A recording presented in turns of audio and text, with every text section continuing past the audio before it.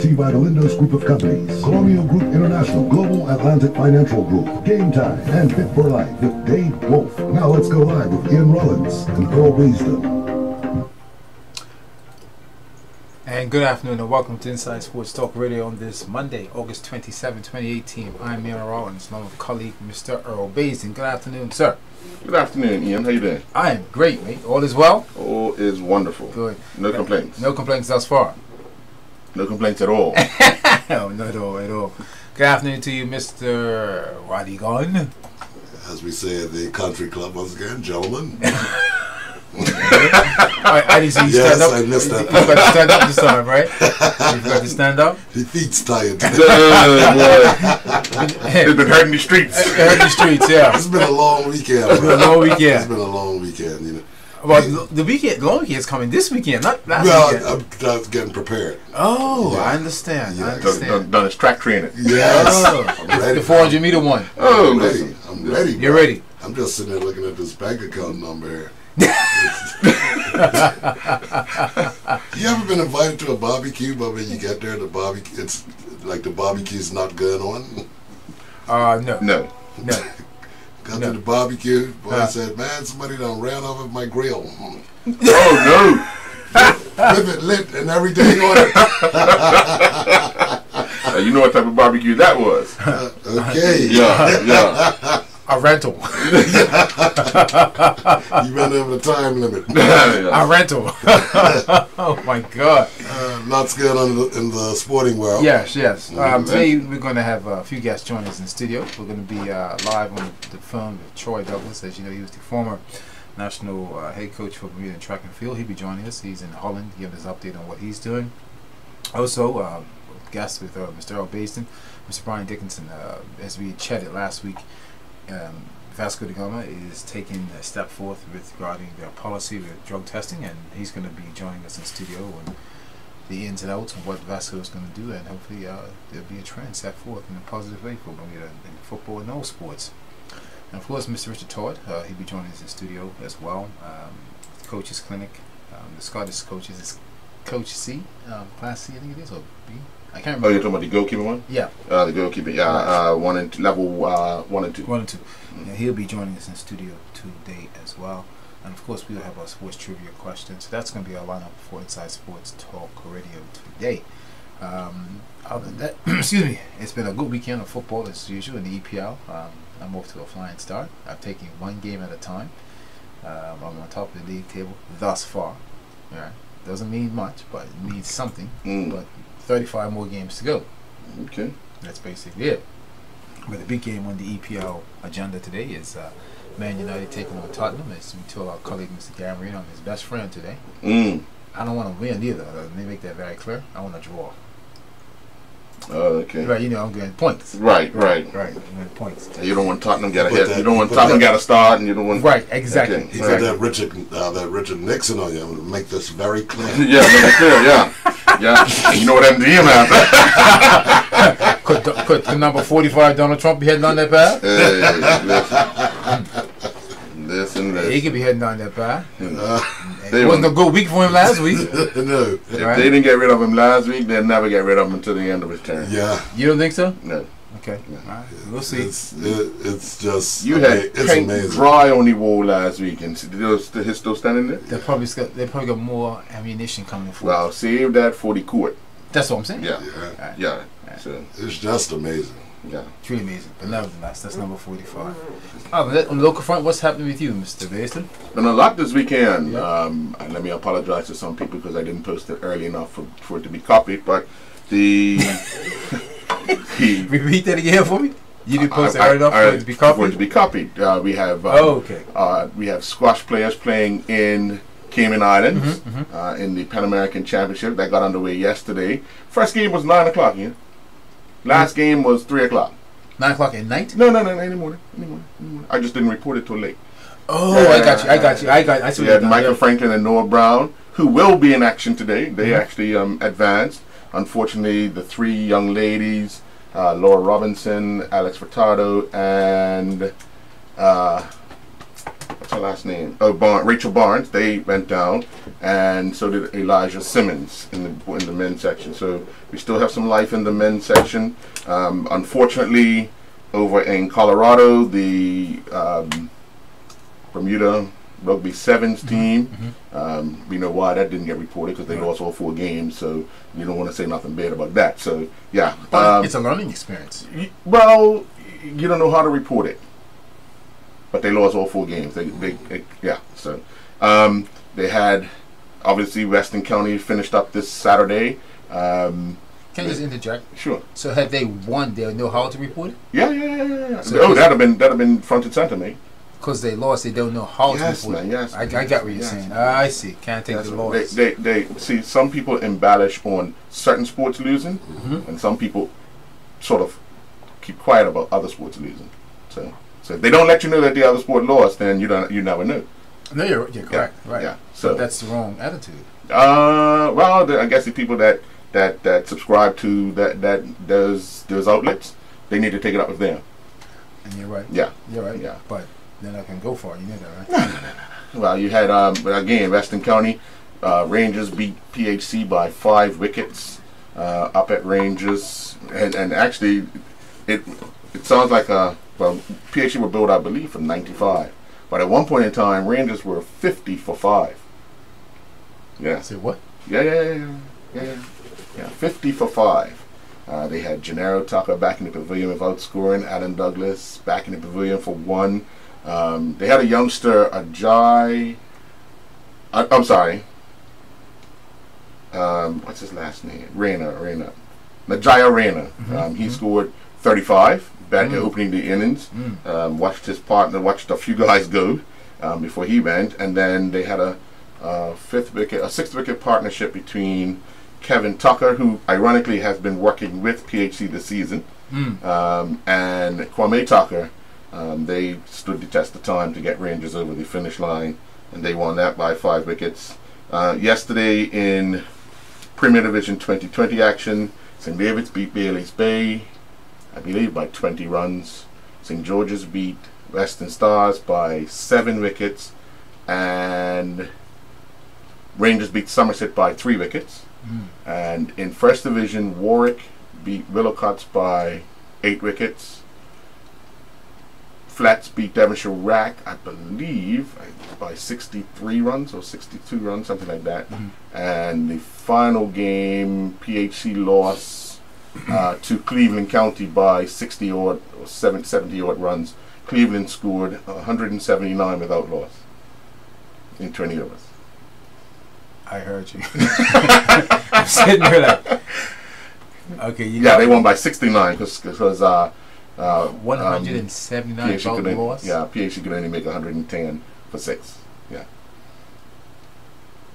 Pretty impressive, man. Yeah, That's pretty impressive. Yeah. Well done, Cleveland. Well done. Yeah. Because I was about to say, what I've taken on this year and I've observed is that Western County's Eastern County has been low scoring. A lot, well, that's cricket. That's been our cricket for a number of years, yeah. So is it because there's too many formats?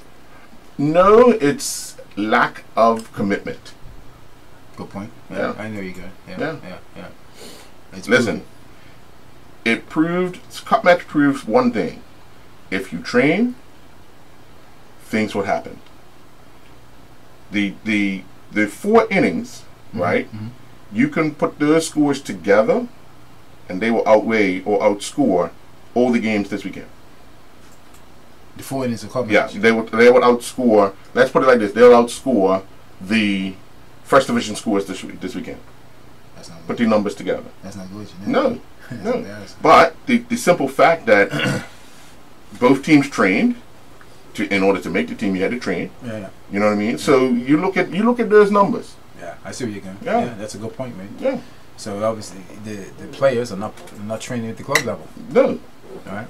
People going through the motions. And the performance and is showing. Each it is showing. Right? You had last week in the Eastern County, what you had, one team scored 129, the other team scored 130.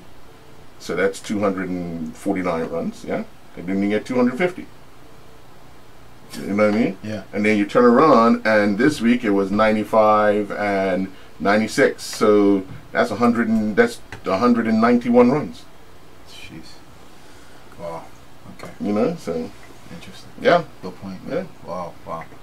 Well, we're going to take our first commercial break, and when we come back, hopefully we'll have Mr. Troy Douglas on the line, talking to him on updates on what he's doing in Holland. As you know, he was one time personal trainer for Edgar Davids, former international player for Holland. Yeah, he's currently working with Ajax too. That's right. That's right. Yeah.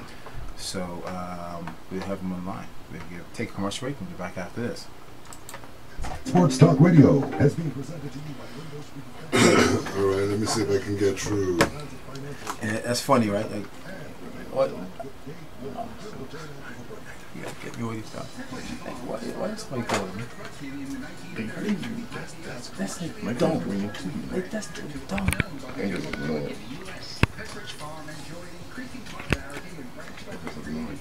Because they know you want to take it. They know you want to take it.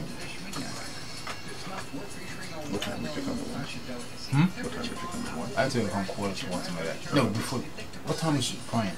Okay, yeah, it was before. Afternoon. Yeah, that's right. That's done. Same number?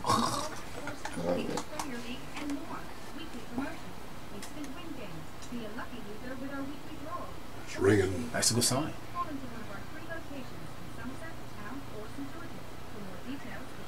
Yes, good day, Troy. Roddy got air for Ian. Oh, let's go, my man. How you doing? Good stuff, man. You sound well. Sound well. I feel you, man. I know it's a serious time difference there. Yeah, man. We're just killing a couple of quick spots here. I'll let you brief here with Ian real quick. Okay. Yeah, Rollins? Yeah. Yeah, you wanna... Oh, he can't put his speaker? Oh. Yeah, well, he just wanted to quick sorry. powwow. Sure. Yes, sir. Yeah, so Wall Street, the information I sent you, we're going to cover that. Excuse me. Excuse me, those points, and we'll be ready to go. We're just doing a couple of commercials and be standing by. All right, cool. Stand by, cousin. Cool. Yeah. Cool.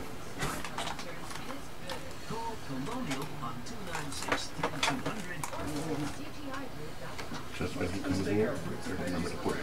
Yeah. And then it gets tricky, but yeah. Yeah, man. Tomato is in the nightshade family, and that's both are considered superfoods because of their diversity and power of the naturally beneficial phytochemicals they contain. The R.W. Knudsen family has been producing pure fruit and vegetable juices for over 55 years. This month, we're featuring delicious, refreshing R.W. Knudsen organic berry veggie original and low-sodium vegetable juices. Lindo's, why money place us? When it comes to hurricanes and home insurance, do you think... Yeah, we'll come right back after this one here. Standing by. Claim service is protected by a Cat 5-proof business recovery facility. when power lines, phones, and office equipment are down... Remember saying about my breathing? You tried to do it. Yeah, it was fine. I was just sluggish because I was up to like 3 months. Okay. But it helped. But it helped. Where people come first. Call 296-3700 or visit cgigroup.com. Inside Sports Talk Radio has been presented to you by Lindo's Group of Companies. That's all right. That's all right. should be That's all right. That's all right. Game Time and Big Brother. And yes, we're back after the break. That's all good. It's perfect timing, bro. That is after the break, right? I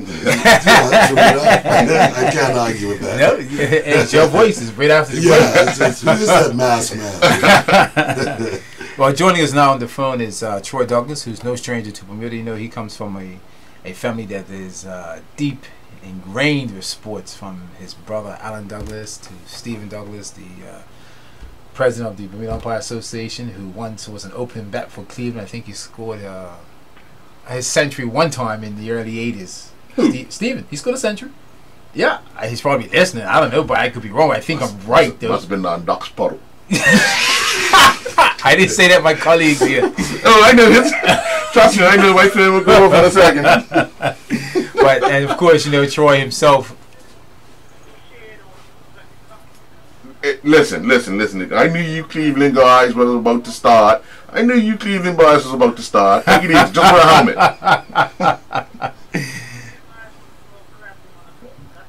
He got the cup. He says it's not easy to be the champion. Everybody targets the champions, mate. And of course, we have Troy Douglas on the phone, who's deep with Cleveland County. As you know, his family is Cleveland County all the way. Well, his nephew may think something otherwise. But anyway, Troy's on the phone. Good afternoon, good evening, Troy. You're in Holland. You're 5 hours ahead of us, correct? Yeah, it's 5:30. This afternoon. Okay. Fair enough, fair enough. So, Troy, tell us, last time we spoke, I think it was last year this time, and we just wanted an update on how things are working for you personally. How's your, how's your training programs going, and things going forth for you? Better than ever. I've got a new position at Ajax, so I'm pretty much in charge of the second team, and that makes sure that the guys stream straight from the second team into the first team. So I have a huge responsibility, and I'm also responsible for keeping the juniors coming to the second team and to the first team. So I'm sort of the middleman in between the first team and the second team and the juniors. So I started out with 20 hours 2 years ago, and half a year later I got 24 hours, and now I'm working on a 34-hour contract. So, and I have a team to myself, like I said. So I can't complain. Life is good. That's pretty impressive, Troy. You've got the second team of Ajax. You're one step away from being the first team of Ajax. As we all know, Ajax is... No intentions of working with them. But you're one step away working with the first team. I work with the first team. I work closely with the coaches and everybody in the first team. And I love the position I have. It's a wonderful position. And I get to work with the talent from the first team, so I get to do two jobs. I am in charge of the second team for the strength and conditioning, and I also get to work with the talent to develop their biomechanics and speed in football relevance. And I do the same thing in the first team, and I do the same thing with the juniors. So I love the position I'm in right now in my life. I would not change it right now. No. A quick question, Troy. The fact that you come from a track and field background and go into coaching for track and field, for someone that's getting into or finishing their playing career and looking to get into coaching, it just doesn't mean that you will stay with that one sport, does it? No, sports changed. I always tell people track and field is the mother of all sports, and everybody knows that. I'm fortunate to come from a generation that was taught the sport differently. And I have a very good coaching eye, and that was very, I've harnessed that over the years, but I advise that person to just follow their heart. There's no way to get it. If you follow your heart and it's meant for you, it'll be for you. But like I said, track and field is the mother of all sports, and I've always been interested in overall conditioning and fitness in sport. And I had the pleasure of working with one of the world leaders in coaches. That's my old coach who used to coach me as an athlete. So I happened to come out of his school, and I was fortunate to get a lot of jobs through him here in Holland in order for me to learn from trial and error. And that's basically where I am today. And I cannot complain about it. It's a wonderful job, and you just got to take the risk and learn from trial and error most of the time. Yeah. It's so interesting, Troy. When we had the conversation last year and then with Earl bringing it up today, it's no more of a specific coach just concentrating on track and field, or a football coach on football, meaning trainers, I should say. It's what you can bring to that sport and enhance that athlete. It's definitely going worldwide. With that said, Troy, you put in a number of years overseas. Can you see yourself coming back to the island and then not just putting in track and field, but other sports as well, if the offer is there?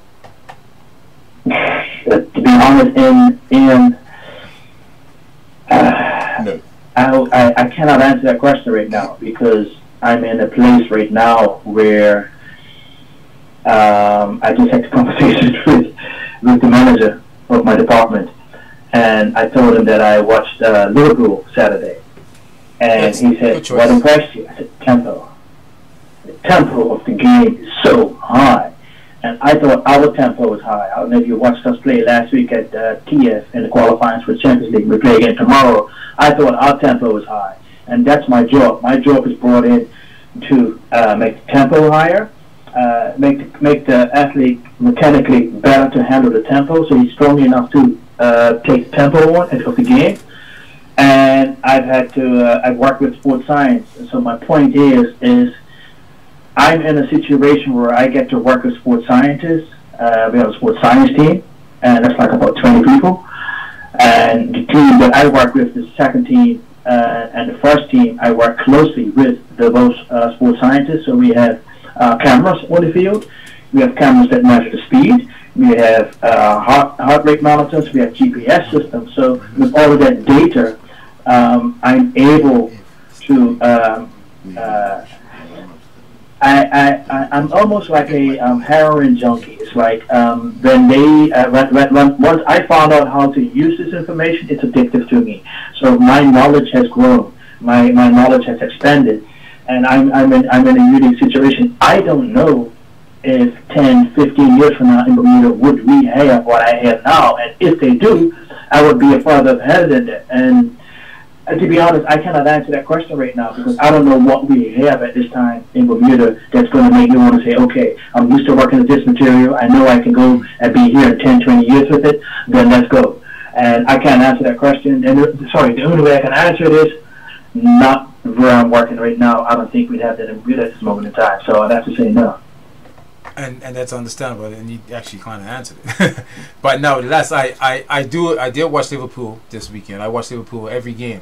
All 38 league games, if you catch my drift. Okay, fair enough. But but my point is also that's interesting is that you're looking for high tempo, and the game has changed itself, meaning that the game is high tempo. The commentators over the last few weeks were saying that, for example, I'm using this example from the broadcasters, Man City, Liverpool, Tottenham, and I can't remember the fourth team. They're high press, high tempo. So that's where they're bringing in these personal trainers like yourself to turn these athletes into that type of program because the game has changed. And so yes, you're examining yourself and saying I need to get high tempo like Liverpool and like these other teams. And it's good what you're saying because that's where the game is going. And you're looking at it as a personal trainer that can bring it to these athletes, the football athletes, that is. I like the word you use, but I take kind of offense to personal training because I'm a performance coach. Okay, correct. Thank you. We're dealing with performance of an athlete, and was one of the unique things we have here is we know how to. We have a testing system where we measure our athletes, and we measure them on their sprint and on their agility, and then we figure out what kind of athletes we have. We just had an interesting conversation today with a colleague of mine. Where we do have a fast twitch fiber guy, and we're trying to figure out how. I mean, he can play football. I mean, he's wanted by Manchester City. He's wanted by Real Madrid. But I'm personally and my colleague, the other conditioning coach and the head of the science department, we still think we have not optimized his full potential yet, and we want to get as much. We personally want to optimize his full potential for our own gain of knowledge before he goes away. So we got another half a year to pick and poke at him to figure out what is his high potential, what can we get out of him. That's the situation I'm in right now. This is the kind of players we work with. And like I said, I mean, when you're bringing in a performance coach, you asked me earlier on, what advice do you give a person who wants to come into this area is learn to listen to what a coach wants. Learn to listen to the specific game that this club plays. That way you would understand where they want you to apply your specialty. And that's the key. That's how I learned. I was able to listen to some of the best coaches in the world. And you see when Liverpool presses, Ajax presses the same way, Juventus presses the same way. And it's been explained to me so good that I could see it happening before it happens now. So it's exciting. So yeah. So you be tuning in on Thursday evening, I guess, as Cleveland's picking the team to give them some biomechanic advice. No, man, I ain't gotta worry about that. Cleveland's okay, man. Cleveland's okay, man. Look, I ain't gonna stress about them guys. Look, if they beat B and they beat Fleto, they're cool, man. Look, man, we won the cup, right? I want to ask this question because I think it's relevant in. I want to ask this question because I think it's relevant in context that how important does a sports psychologist play in the professional world and helps, I guess, what you're trying to get through to the players overall?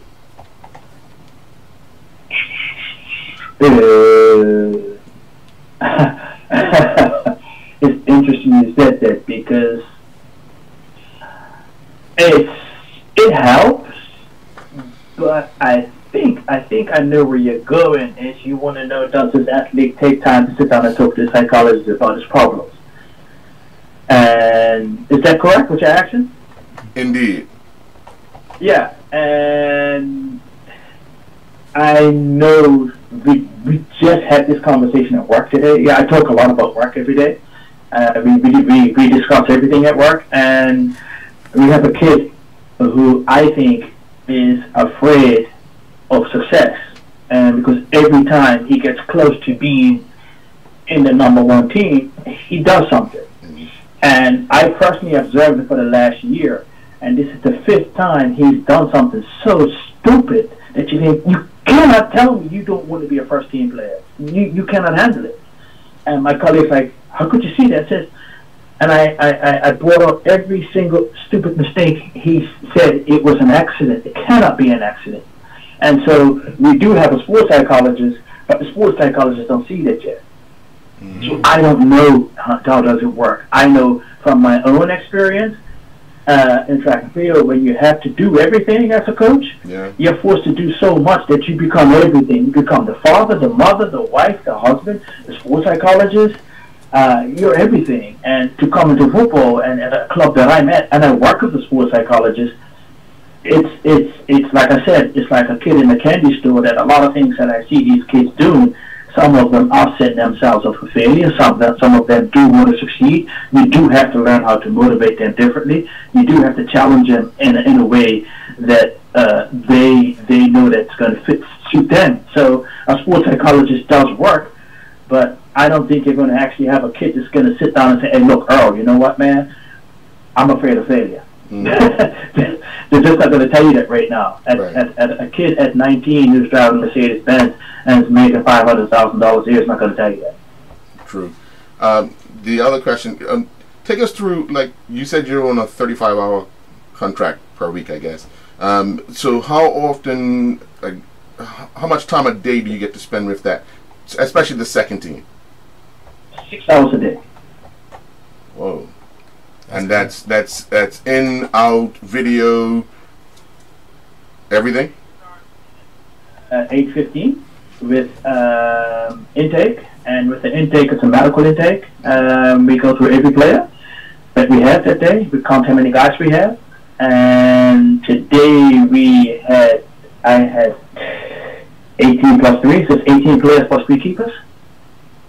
And we check every medical report. The medical team goes through the report, and then we go through the training program, and then I go upstairs to the coach, and we go through the training program one more time. I got a last-minute check from the medical staff who checks the guys one more time to say, okay, Ian could play, but don't let Ian train in the last half of the training because the load will be too much for him. Make him play, instead of playing 4 games, make him play 2 and then send him inside, and then we give him another program to compensate for the 2 games that he missed on the field in the training. Those kind of things. And then the training is monitored. They're doing the training. I get to monitor the training, so I get to monitor your heart rate. I get to monitor how fast you're running. I get to monitor, are you hitting the speed that we want to hit? And are we hitting the recovery that we want to recover? So that I could take that into the next cycle of the training to make sure that we're on the cycle, because we do have a chart and everything has to go according to the chart. Sometimes we don't hit the number, sometimes we do. Like in the preparation period from the 18th of June until the 18th of July, we were we were like 10% higher than we normally were a year ago this time, and that kind of we panicked a little bit. But then again, I didn't panic. I mean, I kind of liked it because I'm like, okay, I'm on the edge, so I would rather know where I'm a little bit too much because I can cut that back, I can cut that back, and I cut that back, and what I cut back and that I can profit from it now, if it makes sense. And that's just from reading the data, watching the films, watching the games. We have a lot of kids who just came out of the under 18, so the under 19s now. So we're talking about guys. I think we have 8 guys on our team that were born in 2000. Okay. Interesting. Yeah. 2 from 98 and 3 from 99. So it's the youngest team in the second division, and yeah, it's at that age, those guys do have to work, have to have a higher, have to come into the second team prepared to have a high VO2 max and a big athlete's heart in order for their heart to pump into the right muscles to help recover into training. And some of those guys have to play catch up. So this is where you ask your question, Earl. This is where the data I read every day is very important. So it just came onto my computer, but I'm very lazy right now, so I'm not going to read it until about 7 o'clock tomorrow morning once I get to work, and I'll read it at 7 o'clock, and I know where we're at, and I know that I'm on schedule for tomorrow, so that's okay. Okay. Interesting. Good. Times have changed. Times have definitely changed. In order scientific to improve everything. Yeah. Well, Troy, go ahead before you wrap up. Do need it, but at the same time, like I said, I'm very unique where if I look at the colleagues that I worked with, they've won at every level. I mean, when I walk into the changing room every day, the head coach of the second team won Champions League at Ajax. He's won every cup with Barcelona. He played at AC Milan. So the assistant coach played at AC Milan, Barcelona, and Chelsea, and he's won Champions League, won FA Cup. So, and the guy that's in charge of our department played with Johan Cruyff and his guys and Clyde Best back in the day. And the one thing they all tell me, and we all tell each other, is we're so glad that we have a trained eye, because we have a lot of colleagues coming in who are dependent on the numbers, but they don't trust their eye. And that's what we're afraid of now. That I love the technology, I embrace it, and I need it. But I would always say, please train your eye, train your intuition, train your eye. Because if your intuition in your eye is on, then the data only enhances what you've already seen and feel. So I would try to say train both, and I am so happy that shit, I'm at an age where most people are getting kicked out of jobs, and I'm being embraced in the job. So I'm going to take as much opportunity as I can of this work situation that I have to grow as a coach. So yeah. Okay. Thank you very much, Troy. It sounds like you've definitely progressed going overseas and hitting the high levels and understanding the science performance training and taking yourself to newer heights. And hopefully we get to talk to you again and maybe see you in video action putting this together, because you've definitely putting this science work together, and you're getting the results, and you're dealing with top athletes throughout Holland, and you've had the opportunity to obviously be on the world map, and you know what it's all about. So kudos to you. Keep up the good work, Troy. Thank you, guys. Today, and much love to my family in Bermuda. Yeah. Not a problem, man. Is there anything you want to shout out to Cleveland County? Ain't no county like Cleveland County. Ain't no hole like Devil's Hole. Ain't no dale like Churchdale. What else you need to know? What do you need to know? I knew that was that was coming. That was coming. Hand, like, hey, boy. There you go. It's only one boat, mate. It's only one. All right, Honorable Mayor. Honorable Mayor, you know what I'm saying? That's it. All right. Thank you very much, Troy. All right, enjoy the rest of your day. That was Troy Douglas. Take care. That was Troy Douglas online with us in Holland, giving us an update on performance training and the science behind it, and where he's taking his personal goals to a higher heights, and understanding the international level where athletes need to go across the board in all sports. We're going to take a commercial break, and we'll be back after this. Sports Talk Radio. I'd be taxed to be as Colonial Group International, Global Atlantic Financial Group, Game Time, and Fit for Life with Dave Wolf. We'll return after the break. What time is it? It's game time. More opportunities to win. All your sports betting needs without the road trip. Introducing Game Time East and Game Time West. Located next to Wahoos and St. George's and Main Road, Somerset by Somerset Cricket Club. All Game Time outlets open Monday to Friday 12 to 6, Saturdays 8:30 till 5, and Sundays 10 till 5. For more details, visit gametime.pm or call 296-3222. Game Time. We play, we pay. Game Time is a socially responsible gaming establishment.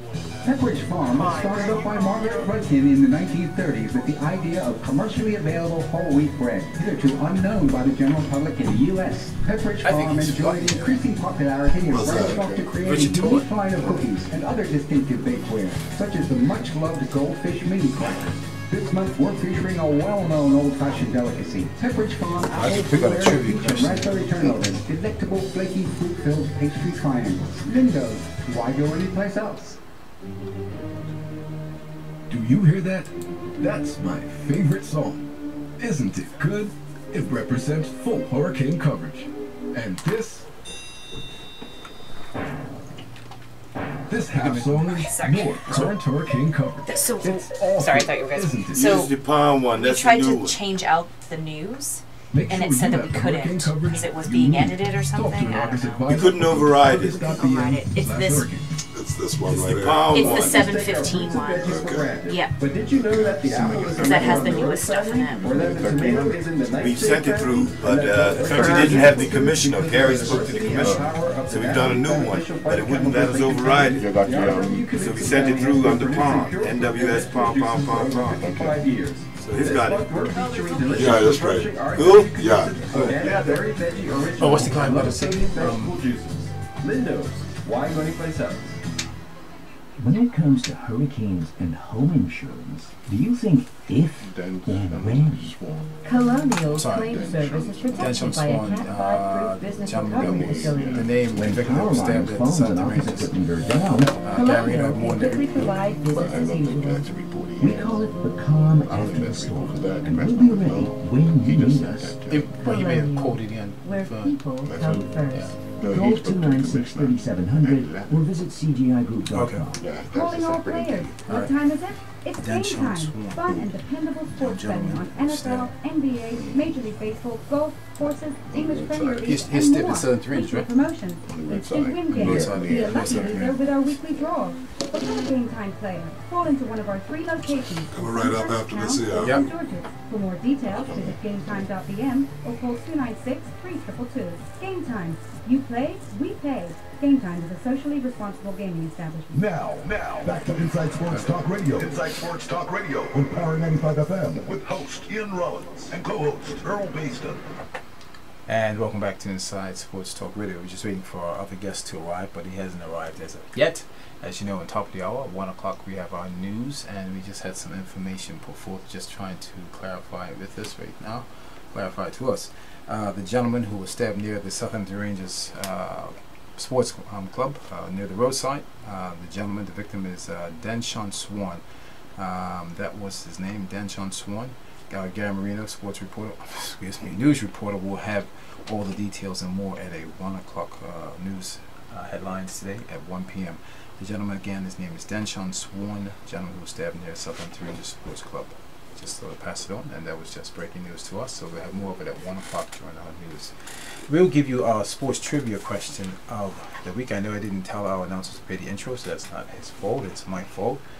And it goes like this. In a field of 396 competitors in the Hawaiian Ironman race, Jim Butterfield distinguished himself in Bermuda by placing in the top 20 of this race. Provide the year and the finish place he captured in this annual test of endurance. Again, I'll repeat the question.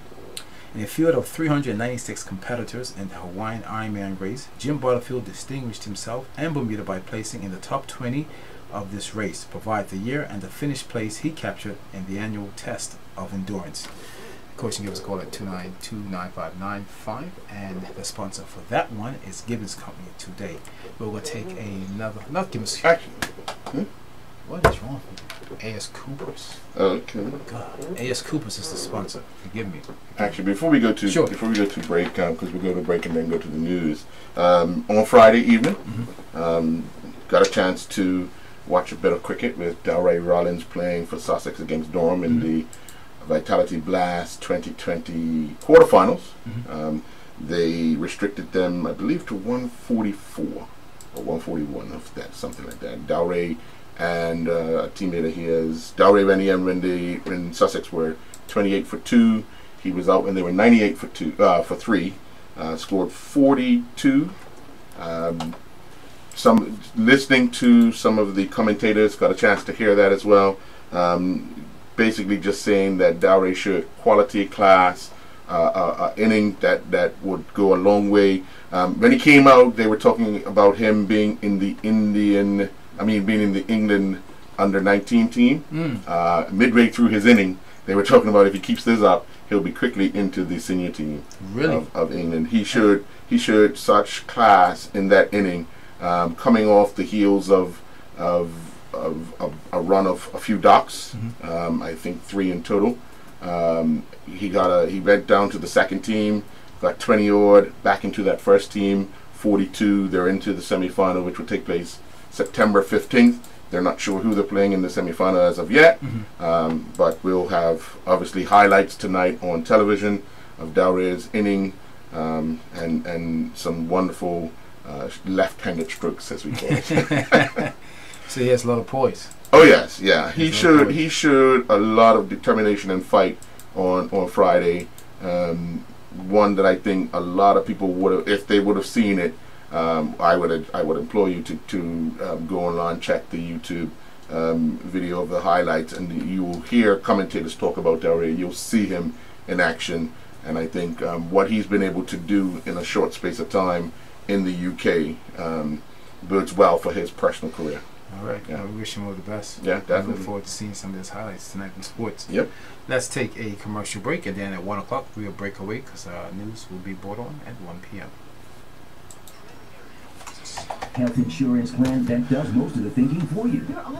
I said sports. 1 million U.S. network providers, 24/7 worldwide support, And more local providers who are registered online. 96% of claims are settled in 5 days, often without paperwork. Cuts errors, delays, and costs. So more of your premium goes towards generous benefits. Premier Health. Smart health insurance feels good. Call Colonial on 296-3200 or visit cgigroup.com. What time is it? It's game time. More opportunities to win. All your sports betting needs without the road trip. Introducing Game Time East and Game Time West.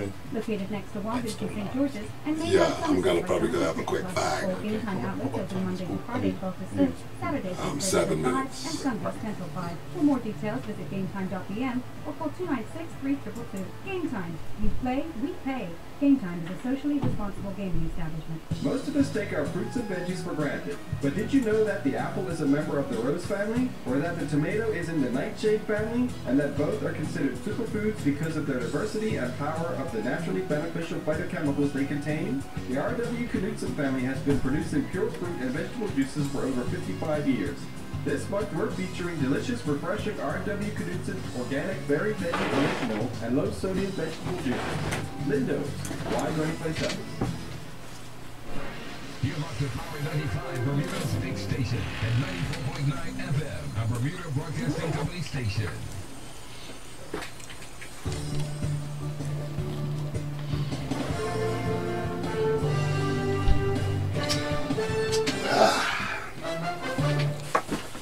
Good afternoon, I'm Mike Sharp. Good afternoon, Sharpie. Police can now confirm the death of the 25-year-old man who died as a result of the stabbing that took place on the road outside of Rangers Sports Club this morning. Guys get tired of joking up each other. Report of an incident that took place at 12:10 Upon police arrival, it was ascertained that a fight took place between a group of males in the street, resulting in a 25-year-old male being stabbed in the abdomen. Don't get tired, Commissioner Stephen Corbishley told Gary Moreno that police must deal brute. with the culture of young people carrying weapons, such as knives, and that he has a program in mind that will assist in addressing the problem. It's important to say, and genuinely my thoughts are with his family at this difficult time. The loss of any life is an absolute tragedy, and it's important that we work and support his family and indeed reassure the local community. Whilst it's at a very early stage, it's important for the police to understand and establish the facts so we can do a proper investigation.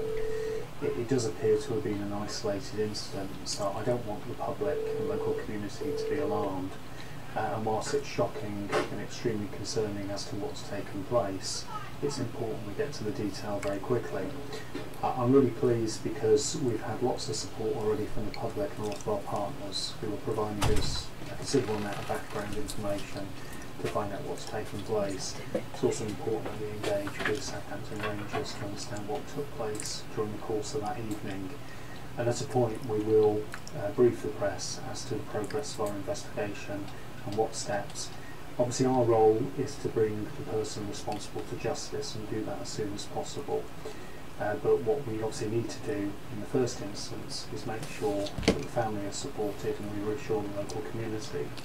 The one thing I will say is it concerns me in regards to the violence that took place, and it concerns me that young people may choose to carry weapons. Flash drive his mixes in here for 6 o'clock. And part of the Bermuda Police Service. We will tackle that issue, but we also need to get into the culture of young people that carrying knives and other weapons not only just won't be tolerated, but actually makes them extremely vulnerable themselves, and that's part of a programme of work that I want to push forward in my time as Commissioner.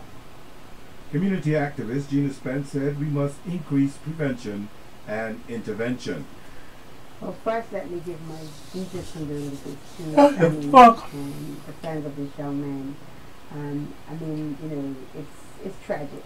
It's very tragic, and as you can see, it's escalating. It's not dying down. It's increasing in terms of the time span of these murders. And at the end of the day, we have to be looking at programs and plans to address this issue. I mean, to really address it. The victims are becoming younger, and as we can see, the incidents are happening more frequently. And so I'm very interested in the plan that is being put together or is being developed to address this issue. Too many of our young men are dying senselessly. And I mean, you hear it, but no parent was prepared with a child. It's a very difficult thing. Death is hard as it is. And so at this moment, I continue to give my condolences. We are on the front line. We work with the children. At this point, there are over 65 children left behind. That lovely young lady dropped my flash drive back to me. Yeah, she did. And these are the children of such a lovely person. Tell us that sometimes. Then you have another group of children.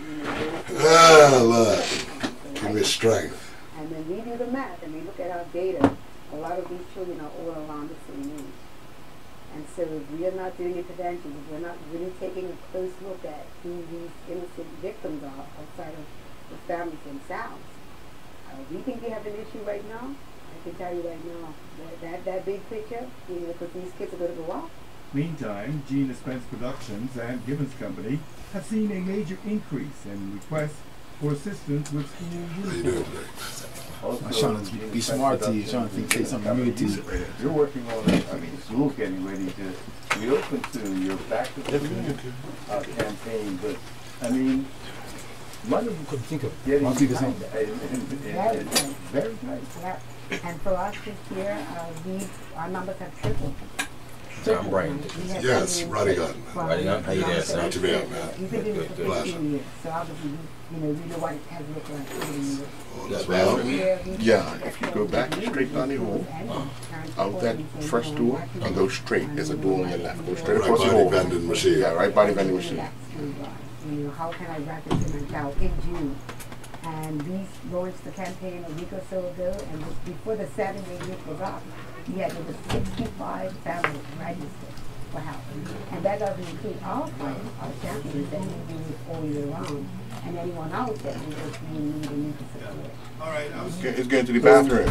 It's going to the bathroom. Yeah. You ready? He was there. Yeah, deadline is the 3rd. You can take gently used school uniforms to give Hey, the mics are hot. Mics are hot. You can register on our in need on our website, centralafrica.com, and you can make a donation of any amount: $10, $5, $2, $20. Right now, you can buy a certificate for at any school uniform vendor.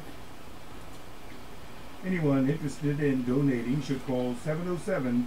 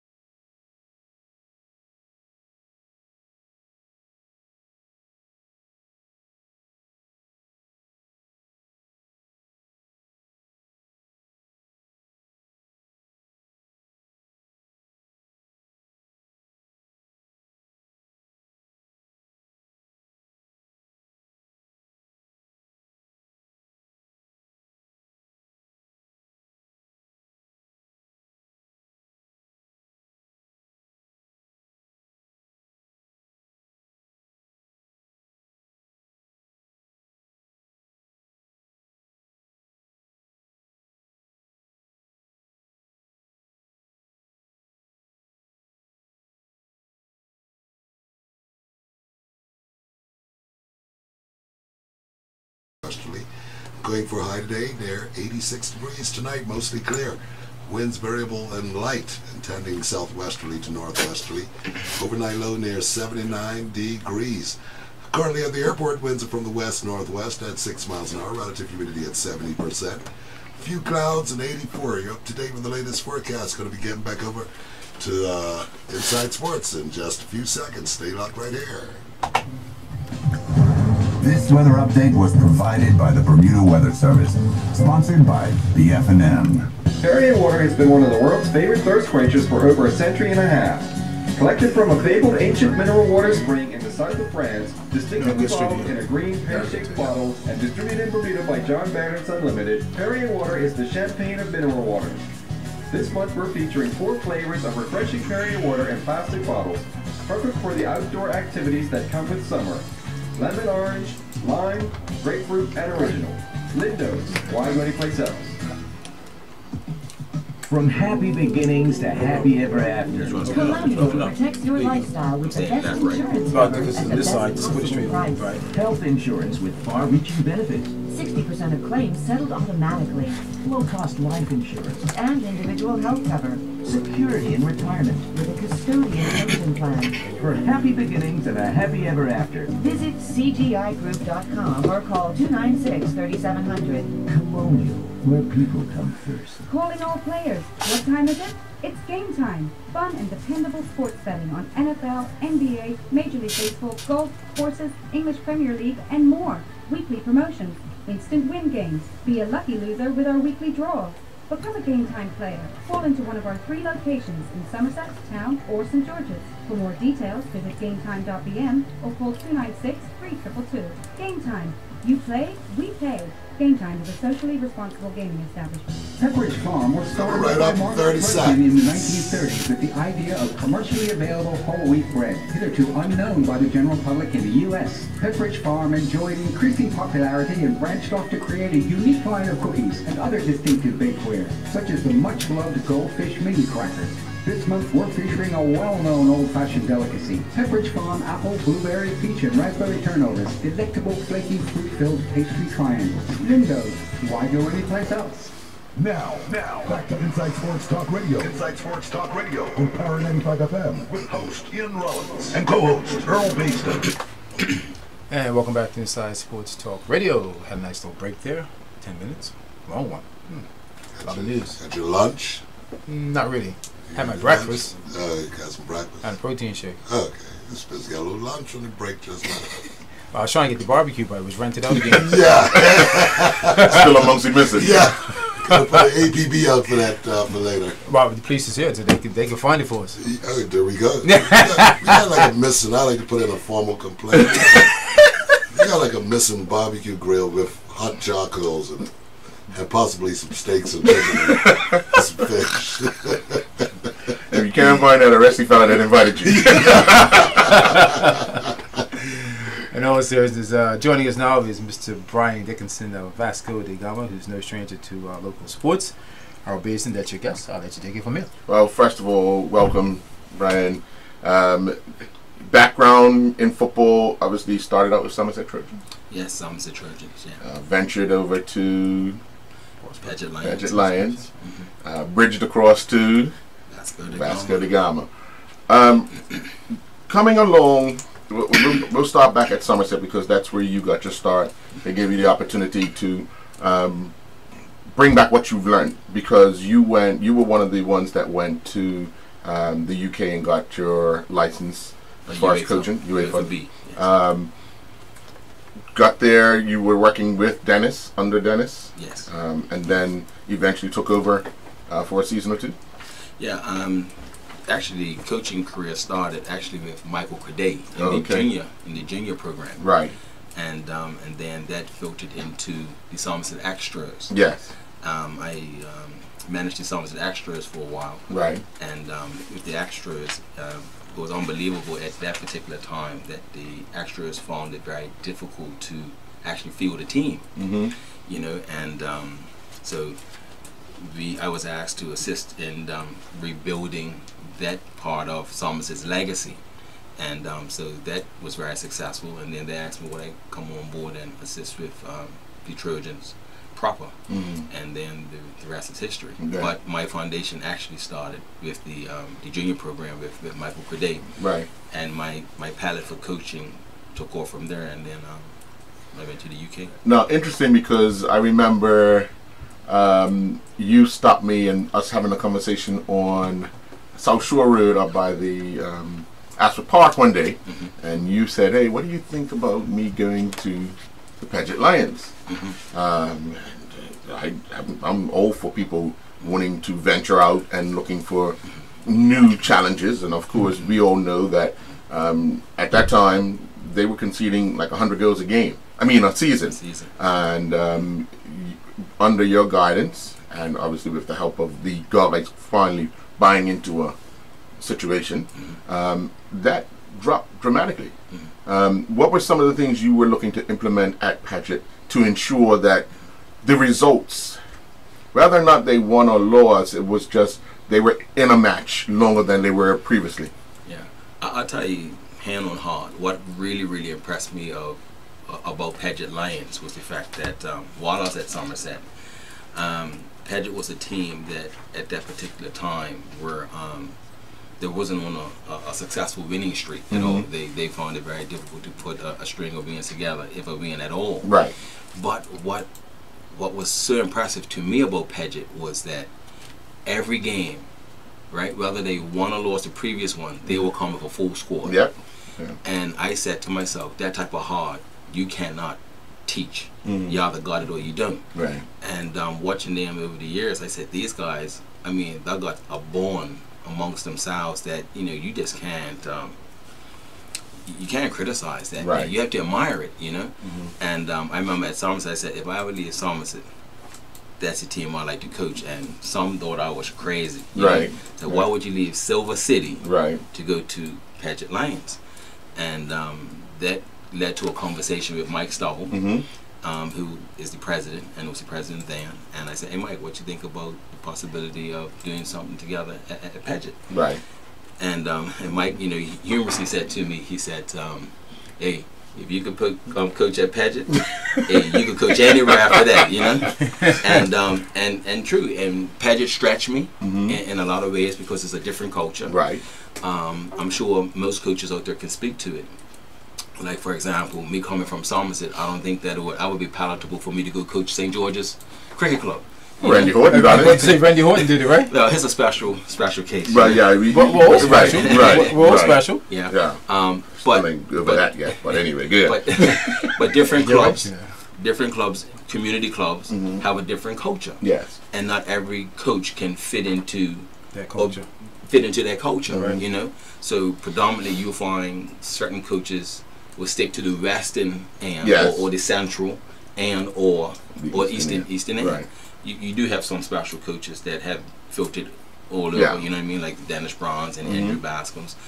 They've filtered throughout the island, but those are the abnormals, Right. But you find most coaches stick to a certain brand, and my particular approach to coaching is not a brand but a philosophy, Right.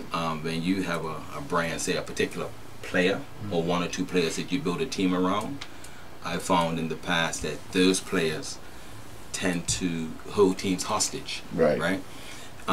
Good players, and if they have an off day, then the whole team seems to collapse. Yeah. But if you have a group of players, of 20 players that buy into a philosophy, then whether the coach comes or goes, or a player comes or goes, the philosophy still stands, and it's more sustainable. Right. And do you believe that's what helped them or assisted them in getting promoted last season? Paget. Yeah. I cannot take any credit for Paget being promoted last year because I didn't coach them. Right. And I think maybe about a structure was put in place. 4 to 6 guys that were in last year's team, I had never coached. Right. But I would like to say that I think that in some small way, not just myself, because I can't take credit. You got Peter Philpott that was there with me, the fitness coach, which was DeVoe Whaley, who was there with him as well, and the support of Mike Stubble. I think that combination helped lead to Paget becoming a more attractive club that other players would want to come and play with and take it to the next level. And once it becomes about a coach, then I think it's time to stop, and get off. Because I said to Mike, I said the day I took that job is the day I made myself redundant. I'm always looking for a replacement. Right. Because if you stay around something too long, you either kill it or it will kill you. Right. So you move over to Vasco, who were in the Corona League, and again a conversation. What do you think about Vasco going back to the Bermuda Football Association? Great. So the buzz talk. Okay, you've been with Vasco 2 years now, right? 1 year was basically behind the scenes, administrating, trying to get Vasco in a place to be present a business plan to the Congress, and then the second year is obviously coming into the league itself. Right. The buzz talk obviously is the announcement, one of the few announcements that was made when you guys presented yourself to your sponsors and to the fans at Vasco. I think it was about 3 weeks ago on a Saturday night. The 17th. Yeah. Was the launch. With the launch, yeah.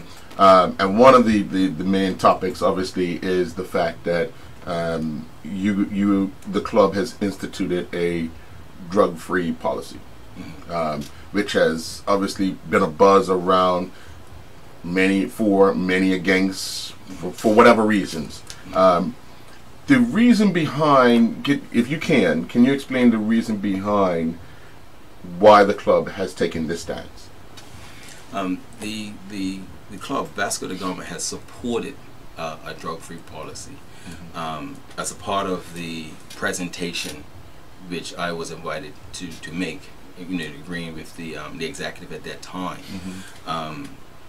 The drug-free was a critical component of that presentation.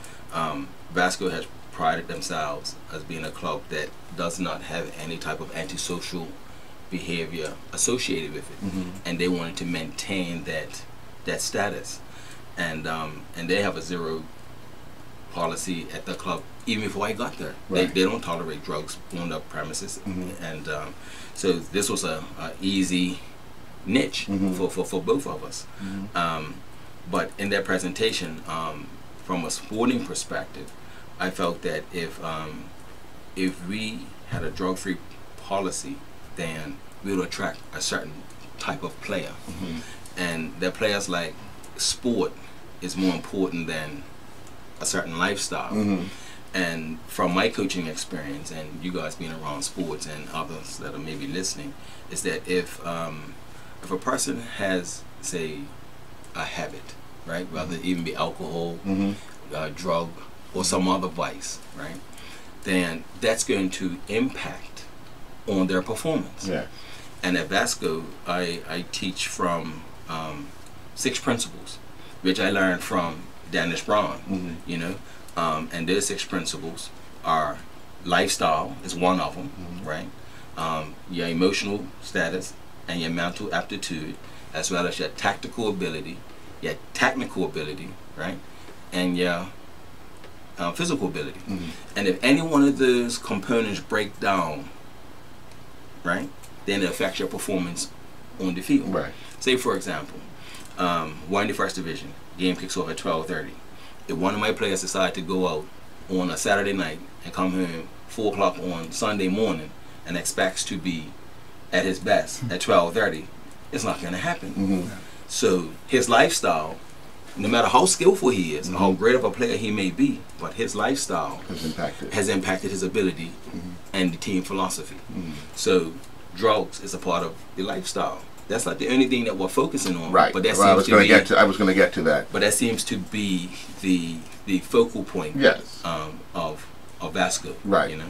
What other? And I was going to ask that. What other policies were presented on your launch night that kind of have been pushed to the back, but the club feel it's important that they make sure that these things were in place when they came out? The different approach that I know that made this program unique coming forward was that the fans, the Portuguese community, basically have invested in the team. For example, part of our platform was that the club itself, although it comes under the umbrella of Vasco, they were not going to feel the financial burden to put Vasco back into the league. So we agreed that we will go to the community, the Portuguese community, right, and ask them to support the team, right? And so we went out to Portuguese sponsors. You know, this is a sense of an opportunity for the Portuguese community to re-engage back into a sport that they love so much. And one of the easiest ways to amalgamate back into a community is through sport. You know, and once that was presented, you know, you got some football lovers. You know, you go back to when Portugal won the Euro. And I was really hoping that Portugal had a good run in the World Cup. Could you imagine what the temperament would be like right now? But public holidays. Yeah, it would be. It was an easy fix, you know. Talking to the Portuguese community, and they was all on board. And the fact that it was drug free and they knew that money was going to a positive program. It was the rest was history. You know. In the first season, what do you?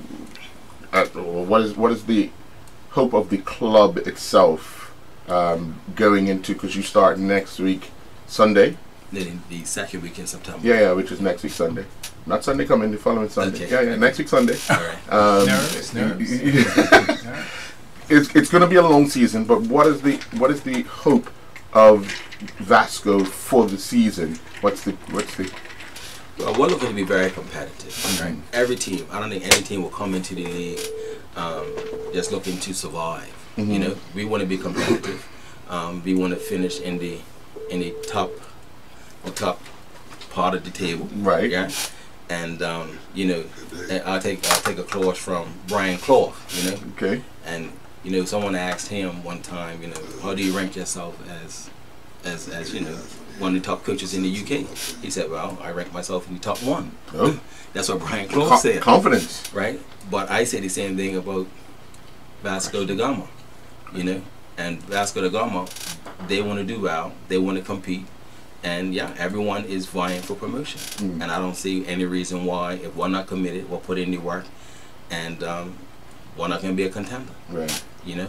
We do have a caller on the line. Oh, someone in the lobby. Oh, it's probably Richard Torr. Okay. So we're back. What's the time since Vasco's been out of the Bermuda Football Association? It's been 19 years. 19 years. 19 years. Back then there was a stigma of sorts, since which I can say that pretty much everybody's been on board to doing what they claim everybody else was doing. But there's been obviously there was some challenges at getting back into the fold. You tried twice, I believe. Once. Once? Yes. Okay. And you've seen that the open embracement of some of the affiliates that have welcomed you into the league. So how has that gone over thus far, as far as your welcoming back? Because obviously you got to have practice matches. You got to have, because you want to be ready when the season kicks off as well. Yes. Yeah. Okay. Yeah. You know. Well, how have the clubs embraced you back into the fold? I believe the overall support for football has been good. For example, you know, you can't expect everyone to support you 100%. Yeah. You know, and I have to make mention of my wife on this, you know, because when I got that call back in January that we were successful in the in our bid to come back into the league. Yes. I was elated. Right. And I actually, the first person I called was the then president, Hugo Pereira. Right. You know, who's with us in studio now. And so my wife said, so how did it go, you know? And one of my former colleagues who was at that meeting called me, and it was just awesome. You know, he congratulated me, and he said, you know, he happened to be privy to the vote. It was 17-3. Yes.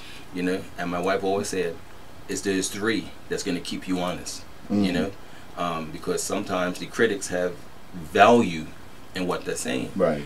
And so I took her advice, and they're going to keep me sharp. Right. You know. Right. They're going to keep me sharp. All right. Well, welcome, Mr. Pereira. Obviously, Vasco now back into the Bermuda Football Association. It's been a long journey, but when Brian comes and says, "Let's try this," what's one of the first things that goes through a club, a committee's mind? Well, good afternoon, first of all. It was very simple. 10 minutes. Brian presented what we always wanted to do as a new committee when I was president. Brian spoke to me a year prior on the street. Says, "Oh, you know, let's do this." And I said, "You know what?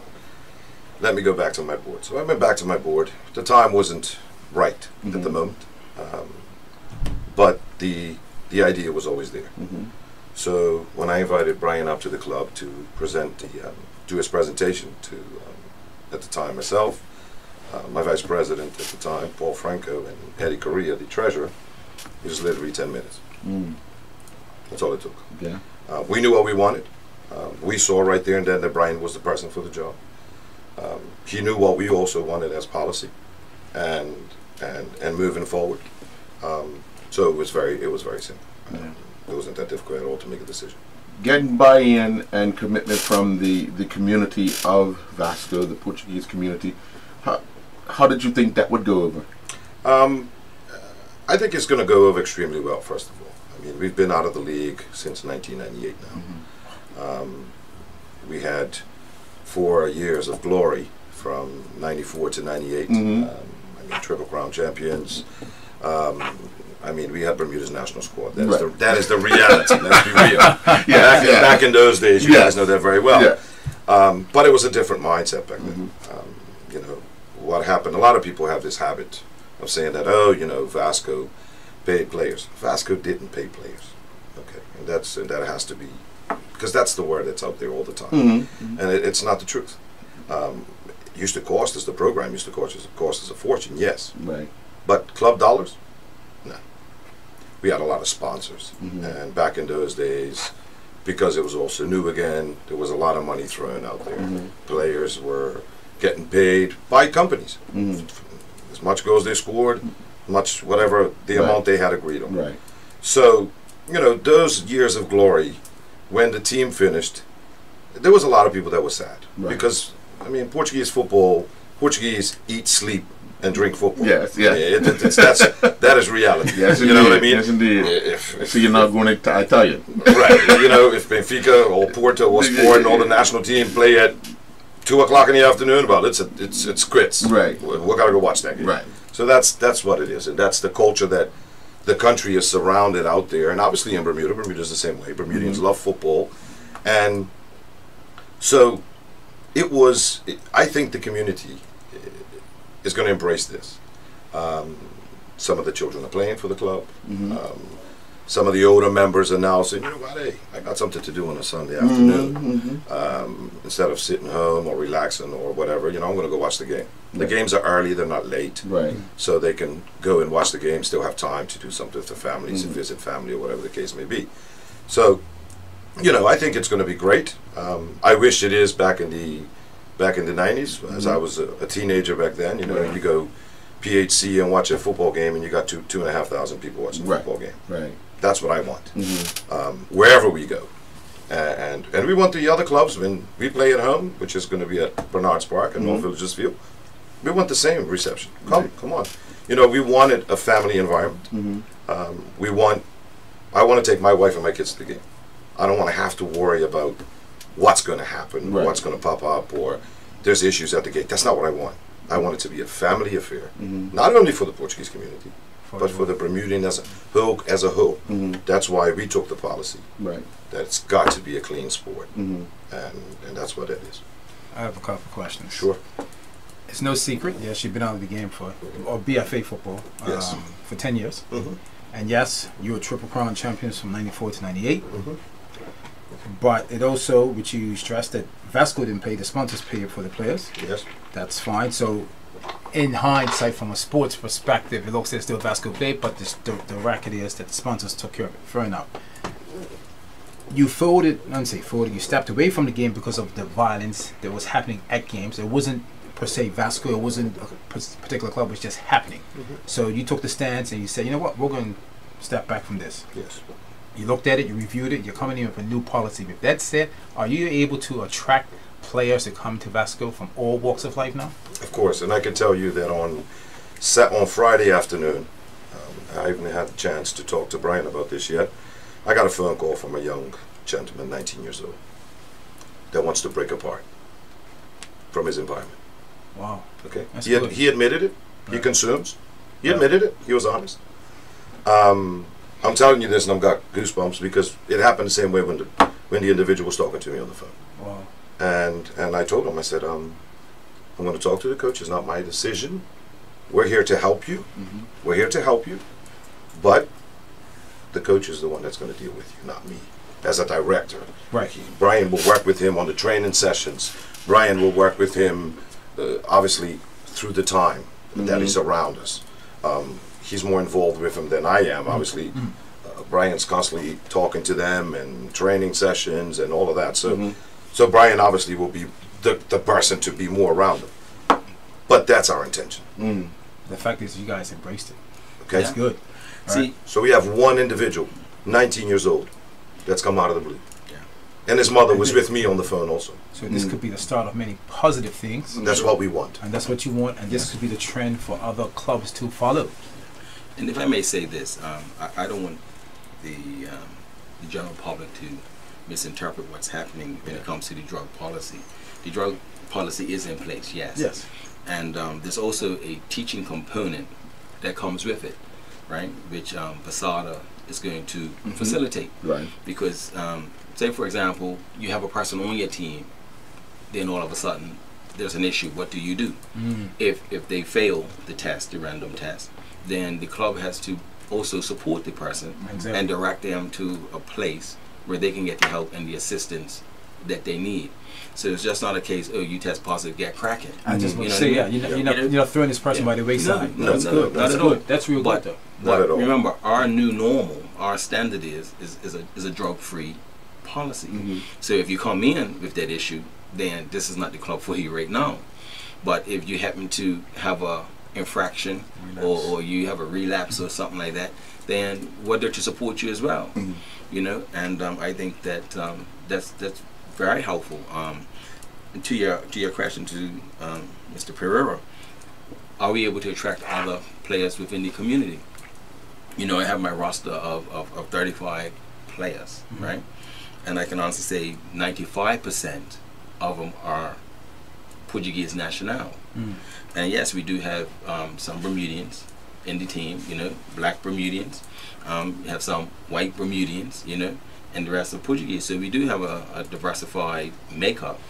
And I can honestly say that, you know, with the stipulations that Vasco were given, that we couldn't, you know, poach, attract, entice, or pay on players from other clubs. Well, the other clubs do it. Well, I can't I speak to it. that. Yeah, Earl did. Yeah. We had to attract pristine players that were either in the Corona League and or in the community that wasn't engaged in football for an extended period of time and or just didn't play football for a particular club. You know what's interesting? And Earl, you will know this, Brian, you know this, all three of you. This reminds me of back in the 70s, late 70s, 80s, when Vasco started making a name for themselves. Yes, they attracted players, but my point is that the policies were different then, but the thing is that everything was clean, right? Different environment, different times. So you attracted the Ralph Gumbo Beans, you attracted Mao Beans, and all that, but the environment, it was all about football, it was about family. And so Vasco is still doing that today, saying that yes, black, white, pink or yellow, we still welcome you. Where some clubs have like drifted away from that. Because of various reasons. I'm sure they would like to open up their doors to all walks of life again, but Vasco is still doing that. At Vasco, anyone, when I mean anyone, as a former president of the club, the presence off the island, but I'm sure I can speak on his behalf and the membership. Everybody's welcome in that club. Our doors are open. We don't, you know, we don't care about. We don't care about that, about races. And it's just not us. It's not us. You know what I mean? I usually say, and I told a gentleman that unfortunately I'd call another radio station on Friday, and I ended up calling because it got to the extreme that it was the same issue. And over the weekend I was talking to an individual, and I turned to him, I said, do you know my mother's African? The guy looked at me and said, what? What are you talking about? I said, yeah, my mother's African. My mother was born in Angola. Okay. Wow. My mother's white. My grandparents were immigrants there.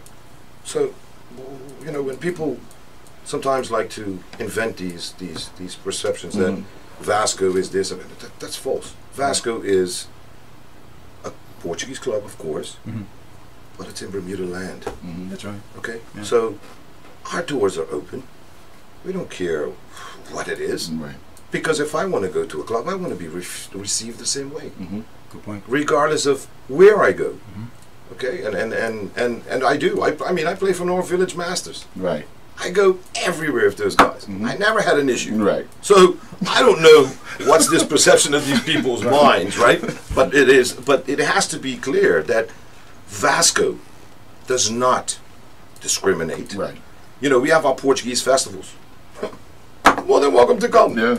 Come along. I mean, it's there. It's for the Portuguese community. I mean, we've been in Bermuda for a very long time. It will be 169 years next year that the first Portuguese arrived in Bermuda. So, you know what? We've been here for a long time, too. Yeah. You know, we're probably, besides the Bermudians, from Bermudians. Right. The second ones. Yeah. You know, we've been here. Yeah. Well, we've been here, and you know what? We're all mixed up now. Yeah, definitely. We're all mixed up, and that's what is unique about Bermuda. It's diversified across all the cultures. Yeah. But you know, we like to feel that. I go to Bermudian parties. I enjoy May 24th, Cup match. I enjoy all of that. Right. I'm sure every Portuguese person does. Yeah. But we want people to come to us. You know, our club's on Reed Street. It's not far. Right. But look what sport does for a community. That's true. Right? Good point. We're talking about Vasco and the dynamics that it brought back in the 70s, the 80s, and the 90s, right? But let's even modernize it a bit. Look at Cup Match. You know, look how Cup Match has embraced communities from what it once was traditionally to what it is now. You know, Cup Match has embraced Portuguese, has embraced white, black, West Indian, English to the game. You know, to elevate the game to a higher level. You know what happened in Cup Match this year regarding history? Aside from Summers winning? No, seriously. What's that? Summers is captain. What is he? Yeah, the Silva. That's right. First captain. Yeah, first Cup captain. Match. He's from Portuguese descent. So, you know, if cricket has embraced that, you know, and I'm sure back in the day when they started to bring imports into the respective clubs, I'm sure that had its controversies as well, but it's commonplace now, you know. Even like the tradition of if you score a century or half a century or a century and a half, you know, what's the tradition? Someone goes with a hat around the grandstands and gets money and puts it in the player's pocket. No one complains about a player getting remunerated for a great performance. You know, and football is no different.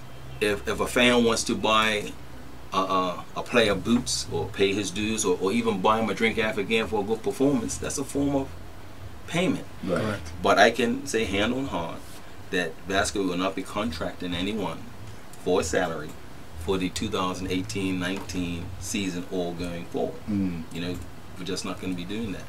How important are results for you as a coach? Well, I think especially this fresh year. Oh, always. I coach to win. I don't coach to come second. I don't coach to survive. I'm like any other coach, you know. If I told my players, right, or any coach told their players that, oh, we're just looking to compete, then they're gonna say, I need a new coach. Everybody that steps on that field wants to win. Yeah, everybody, whether be at Vasco or former champions. So I want to win as well, and I'm gonna put everything in place so that we can be the winners that I know that we can be. Just like any other coach prepares his team to be the best that they can be. You get probably one of the best surfaces to play on to start the season. Your first match is at the National Sports Center. What about what's your Vasco started already? They're actually away playing Devonshire Colts, and of course on the same day, which is September 9th, they're having the second Gregory Grimes Memorial Football Festival at the Police Field. So they've moved the Devonshire Colts Vasco match to the North Field, as well as I believe Social Club and Somerset Eagles. I think so. They're at the National Sports Center as well. So perfect timing. Yeah, but the fact that you make your grand entrance back into football on the carpet. Perfect timing. Perfect timing. You know, and you know, just going real quickly back. I mean, when we play at home, you know, security is going to be very tight. I can tell you it is, and that I can guarantee you. Right. There's nobody walking in there with helmets. There's nobody walking in there with bottles, and everybody's going to get searched at the gate. I don't care who it is. If it's my wife, search her bag. Right. You know what? It is what it is. Right. That's what we want, because we want the families to come. We want Brian to be able to have his wife and his daughter there, and any of you guys, including my daughters, that's 9 years old, to go watch the game with my wife, because obviously I'm going to be working. Right. So, and that's for everyone, not just it's just directed to the Portuguese community. No, it's across the board, and that's the environment we want to bring across. Well, one thing that we've said is that you know, back in the day when you had 2,000 to 3,000 fans at a football game, right? When you was like 5 tiers deep. Yes. Right? The person that was doing the abnormal thing had to go find somewhere else to do it. Yes. Because the positive peer pressure was greater than the negative peer pressure. So now that the so-called negative element is there, right? Then the positive element has dispersed. Yes. But if you get 4,000 to 5,000 positive fans at a game, want to enjoy football, and someone's doing something that's not acceptable, they're going to say, hey, go somewhere. And you're not going to tell 600 guys around you that get over it. No, you're going to go somewhere else, you know? And that's one of the beautiful things about having a wholesome fan base and a wholesome environment again, you know? Because people love football in Bermuda. Right. People want to come out and support football and see good football, you know?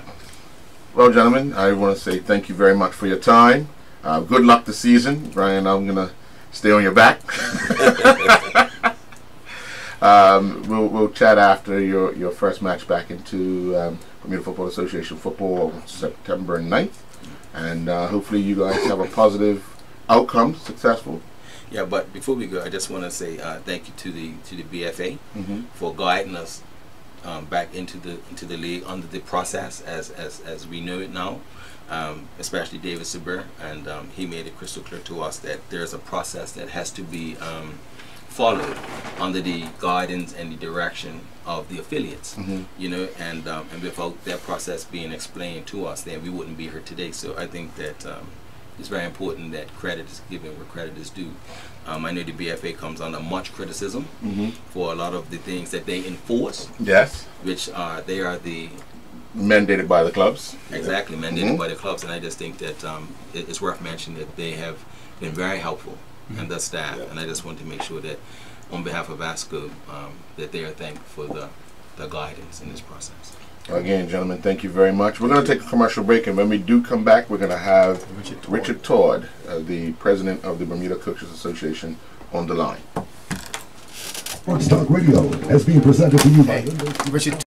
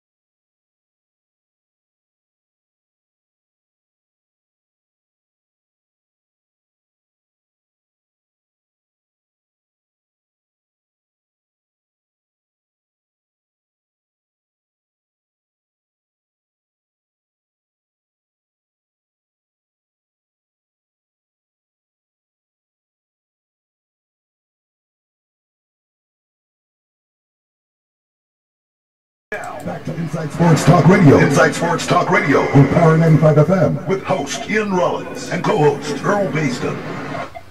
And welcome back to Inside Sports Talk Radio. Again, thank you, Mr. Brian Dickinson, the new head coach for Vasco da Gama, and welcome Vasco to the EFA governing bodies of football back into the fold for the 2018-19 season after being out for 10 years. Joining us on the phone right now is Mr. Richard Todd. Good afternoon, sir. I'm good. My name is Ian, and my colleague is Earl. Young man, how's everything? Everything's wonderful. How you doing, man? I'm doing pretty good today. Yeah. Give us an update on this new goalkeepers clinic that you've put forth. Some good news for Bermuda. Yeah, we're pretty excited about it.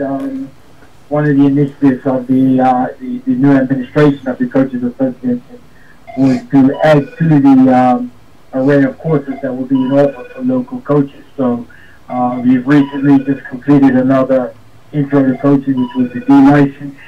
And so the next one up will be the Scottish Football Association Level 1 and Level 2 goalkeeping courses that will be offered over September the 11th to the 16th here in Bermuda, with the Scottish FA sending Jim Stewart, the goalkeeper instructor, former goalkeeper coach for Scotland, over to conduct the courses for it.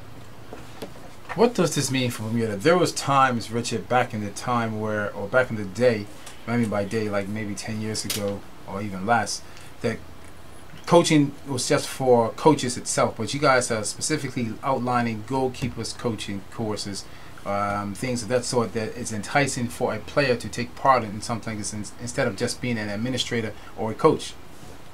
Absolutely. If you look at the goalkeeper, it's a specialist position. And so it requires, I think, unique insight into the preparation that is required, the positional play for the goalkeeper. We feel that a lot of times it is probably the most neglected area of training on timing, where goalkeepers are just either pushed off to the side, working with the coach who doesn't really have the understanding of the required skill sets, or just factored in whenever they can into the session. So we thought that this is a great way for us to try to raise what we call a deficiency in the technical training in this area, but providing specialized goalkeeper coach education. If you look at a number of the recent successful goalkeepers that we have had, if you look at Freddie Hall, if you look at Nathan Trott, if you look at Bill Eve, a lot of these guys really developed and blossomed when they went overseas with the programs where they were receiving specialized goalkeeper training. So we think that there's potential here on the island, and what we're just trying to do is make sure that programs and they're prepared to offer very conducive include all types of development, as well as the goalkeeper. Richard, I have a question for you. Obviously, with this program coming on board and the mandate put in by the Bermuda Football Association of having qualified coaches in various levels of football, how are we, as far as this upcoming season, your membership, how is that, I guess, playing off right now with the season about to start in a matter of days? Well, I think it looks good for us because just yesterday we just completed the second offering of the Intro to Coaching, which is the D license. Mm-hmm. So between June and August, we have had a total of about 55 coaches go through the licensing program for the D license. We have an additional 40 coaches who are partly enrolled in the C license program that they will finish in September. And an additional 12 coaches who are in preparation or en route towards the UEFA. So if you combine those with the candidates that we've had who completed the courses over the last 4 years, we have good numbers throughout the clubs of coaches who now have the required qualifications to be able to meet the mandates from the Bermuda Football Association. And I heard you mention some goalkeepers that have kind of been able to get themselves through natural ability. When you say you want specified coaches for goalkeeping, are you looking for just, well, I know former goalkeepers would love that opportunity, but do you open it up to all coaches or anyone interested in becoming a coach itself? Because you could start off as a goalkeeper and then pick up other tips. No, absolutely. So what we've done is try to build an initiative towards the clubs where we are offsetting a lot of the costs associated with these courses. Mm-hmm. And so we've allocated to each member of the Bermuda Football Association, each affiliate club has a slot reserved for the level 1 and the level 2, for which they are to identify either a goalkeeper or a coach or someone who's interested to learn and develop, to register for the courses. The only cost associated to them for both courses is the $75 membership to the association, which gives them benefits participating in additional activities throughout the year, receiving discounts on further courses. So it's up to the clubs to see the initiative. There are a number of clubs who have responded and have put forth a name, and several clubs have requested for additional coaches to be waitlisted. So following that deadline today, because we've capped these courses at 24 participants, we will open it up to the general public. What we're saying to the clubs is, even if you don't have someone functioning as a goalkeeper coach, you can send a senior goalkeeper to the program, allow them to get the training. But the idea is that for someone to go back into the club environment and now be able to provide goalkeeper training throughout that club's program. On a national level, we're hoping that we can move potentially 3 or 4 candidates closer towards the step of being ready to travel to Scotland to participate in their UEFA A goalkeeping course. So that will require following up in level 1 and 2 with the level 3 next year. It will require obtaining their UEFA B license, and then they'll be in a position that they can go off and become certified as a UEFA A goalkeeper coach. So that's the plan and the initiative that we put in place to try to help the clubs. What's your membership currently? Our membership is probably close to 200 individuals, and will surpass 200 with the completion of the upcoming C license. Well done, well done. Well, keep us up to date once this event gets underway. I think you said from the 9th to the 15th, or the 11th to the 15th, if I'm correct? To the 16th. So we'll run our partners here for the Scottish FA introduction report for UEFA B licensed coaches. If there are any persons who are listening, any coaches and goalkeepers and persons interested in maybe developing or taking steps to become a goalkeeper coach, I would encourage them to send an email to coacheducation@bfca.pm, because following tonight we will open up those slots that are available for additional registration. Well, thank you very much, Richard, and best of luck going forth, and keep us up to date. As we mentioned, once it's all over, we'd like to have you back on and share the success that was taking place between the 11th and the 16th of September in this new endeavors with the coaches course, goalkeepers course.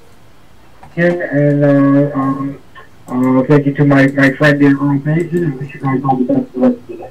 All right. Oh, so Earl Basin is your friend. I know why. Yeah, St. George is not a problem. Hey, have a good one, Mr. Todd. You're my friend too, you know. We stick together. That's right. Donald, we stick together. All right, man. It's all good. Thank you very much. Cool. We're going to take a commercial break and a recap of the sports trivia question and wrap it up for the day. We'll be back after this.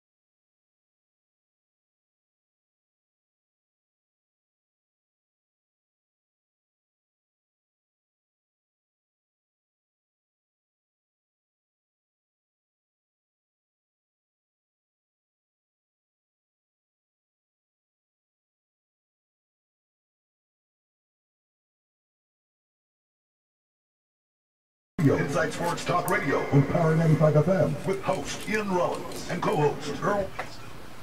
And welcome back to Inside Sports Talk Radio. We do have a call on the line as regarding our sports trivia question. I'm just going to read it one more time. In a field of 396 competitors in the Hawaiian Ironman race, Jim Butterfield distinguished himself in Bermuda by placing in the top 20 of this race. Provide the year and the finish place he captured in this annual test of endurance. Hey Google, you on the phone, aren't you? Yeah, I just your name, Google. Jim Brown, yeah, okay, yeah. What's up? Go ahead. Let me hear you. 1981 and Cam Study. Right. All right, Google. I like it. Congratulations. All right, come by and pick up your prize. All right, enjoy the rest of your day, all right? Someone's got $1 million for you. No, Roddy said we got $1 million for you. You probably have the barbecue, don't you? No, it's just a joke.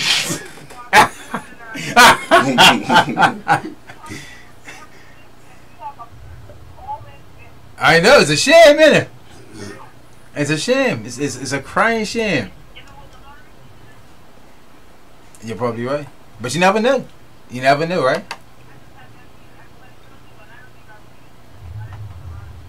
I know what you're saying. But you never know, sister.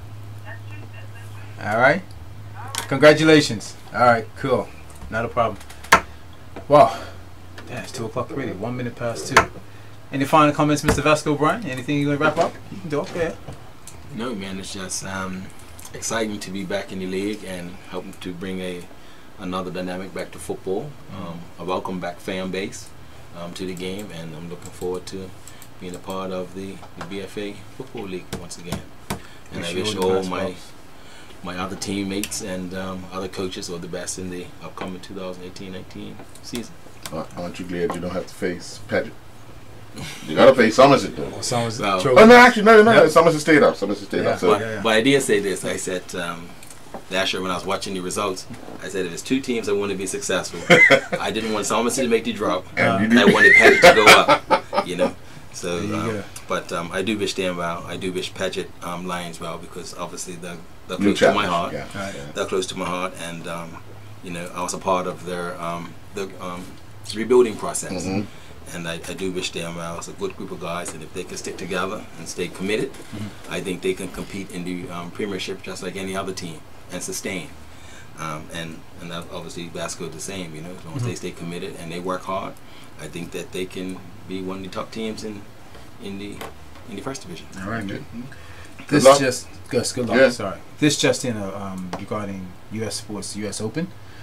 Breaking story: the women's #1 Simone Halep has been knocked out. Lost in the first round of the U.S. Open Women's, losing to Kayla Nappy. I may be pronouncing her name wrong. 6-2, 6-4. The women's opening round of the U.S. Open tennis. And it starts. Yeah, you're right. It's like a domino effect. You get this domino effect, these big upsets. Again, Simone Halep has been knocked out of the U.S. Women's Open first round tennis, losing 6-2, 6-4 to Kaya Nelp. I may be pronouncing her name wrong. And she's the #1 female tennis player. Simone Halep knocked out. Straight sets. Yeah. Interesting. Once the rut sets in, it's very difficult to get yourself out of it. That's for sure.